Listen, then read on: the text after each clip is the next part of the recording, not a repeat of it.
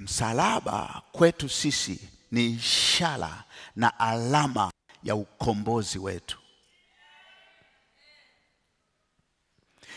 Msalaba ni kielelezo, kwa mfano wa chombo kilichotumika kuipata damu iliyotununua, ikaturudisha kwa Mungu na kuondoa uadui uliokuwa kati yetu na Mungu.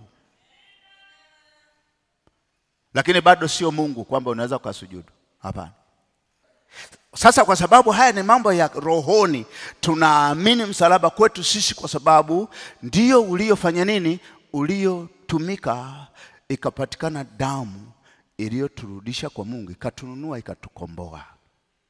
Bwana Yesu asifiwe sana. Lakini hawezi akawa ndio Mungu.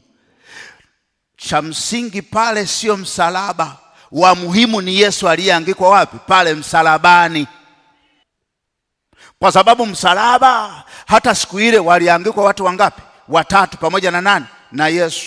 Lakini msalaba wa Yesu ndio ulikuwa wa maana kwa sababu ya yeye aliyeangikwa kwenye ule msalaba ule.